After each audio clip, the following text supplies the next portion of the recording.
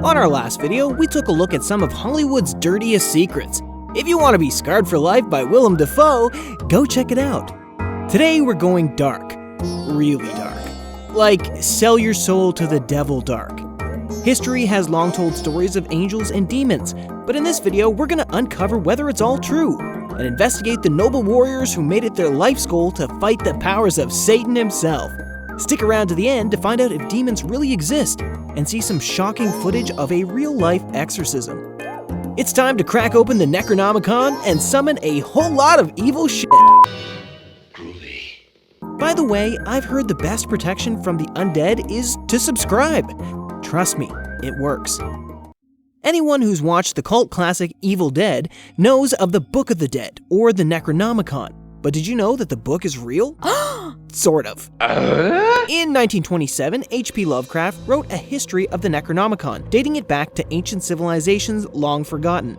Originally called Kitab al-Azif, or loosely translated The Howling of Demons, the book was written in Yemen and was essentially a culmination of knowledge pulled from ancient texts found in the abandoned tunnels of Babylon. Bound in human skin and written in blood, the book's purpose was to summon the forces of Satan, otherwise known as the Old Ones. The writer of the book, Abdul al-Hazred, was said to have been ripped apart in broad daylight by a creature he summoned, with many witnesses watching in horror. So where is the book today, and how have we not summoned a bunch of demons? Well, that's the thing. The book and its entire history were crafted entirely from the mind of author H.P. Lovecraft. He documented its entire journey, from conception to multiple translations, and even its final resting place in various museums across the world. However, it's all fictional, though incredibly detailed. That, however, didn't stop many from believing the story to be 100% true. You can even buy, quote, authentic versions of it online.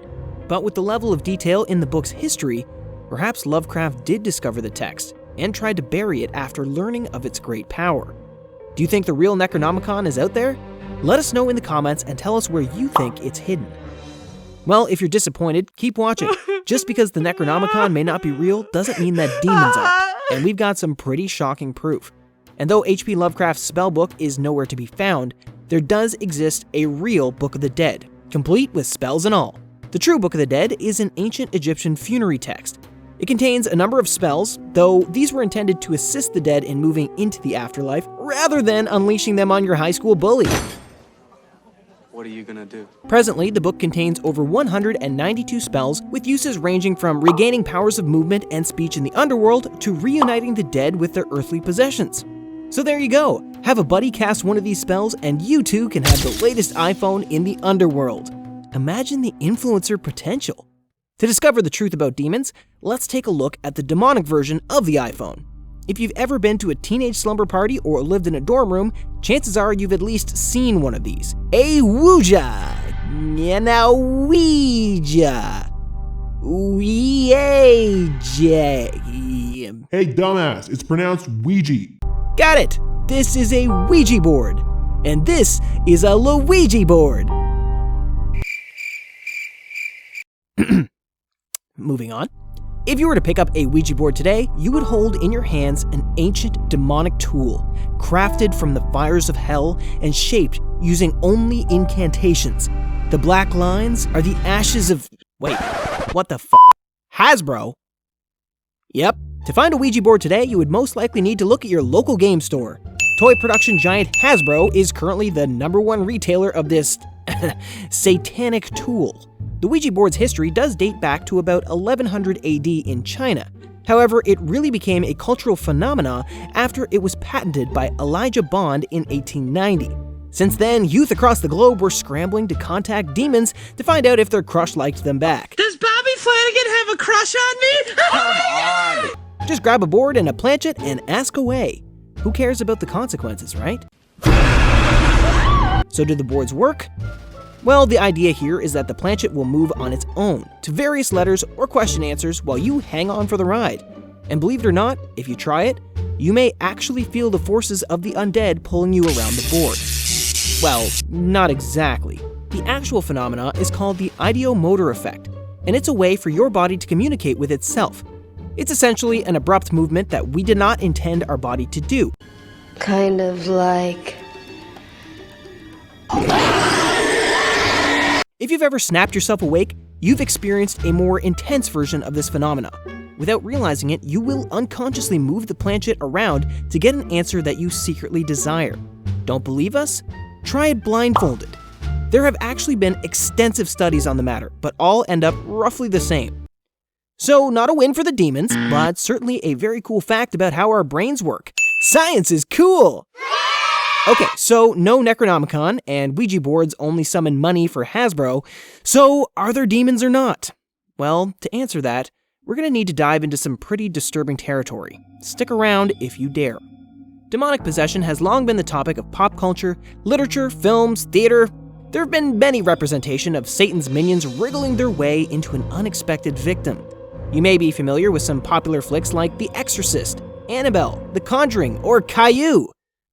Okay, so maybe there's no documentation that Caillou is a demon, but I mean, let's be real.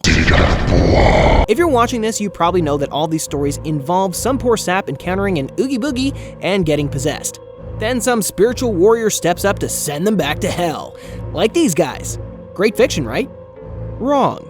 Most of these stories are so disturbing, even the imagination couldn't conjure them. That's because they're all true, or at least based on the truth. That's right, demonic possession has been well documented. So much so that the Vatican actually released guidelines for possession in 1614 and again in 1999. Signs of possession include things like inhuman strength, aversion to holy water, and the ability to speak unknown or dead languages. Oh, and these guys, the people tasked with exorcising them? Yeah, they're also real people. Meet the real Ed and Lorraine Warren. Ed and Lorraine, much like their Hollywood counterparts, aided families that were battling the forces of hell. Their memorable clients include the possession of the Raggedy Ann doll, Annabelle, the Amityville haunting, and the story of Arn Johnson. They even have a real-life museum that stores items of interest from various cases, including the real-life doll. Would you risk touching the real Annabelle? How much money would it take? Let us know in the comments below. If you've heard of the upcoming sequel to The Conjuring, The Devil Made Me Do It, you may already know the story of Arn Johnson. The story is the first time that demonic possession was allowed to be used as a reasonable defense in the courts. Arn Johnson was responsible for brutally killing his landlord. However, he believed that his actions were caused by a demon that was previously exorcised from his girlfriend's younger brother. Ed and Lorraine were even brought in to assist and consult on the possession. The details of the case are truly spooky, so I encourage you to check it out and stay tuned for the Hollywood retelling coming to theaters this year called The Devil Made Me Do It. There is so much information on demonic possession, it's hard to ignore the possibility that these monsters are roaming the world of the living. Unfortunately, Ed and Lorraine have both passed away as of April 2019. So there is definitely a need for more psychic superheroes. So which one of you is willing to step up to the plate? If you've stuck around, you may still need more convincing that demons are out there. Well, I'll leave you with some truly shocking footage from a real-life exorcism that aired on ABC. Judge for yourself if what you're seeing is proof of real-life demonic possession or just someone who has faced mental collapse. Oh no! Leave. No! Protect her. No! Leave now, I command you. Let her go. Stop! Stop it! Get her off me! So what did you think? Actual demons or severe mental illness?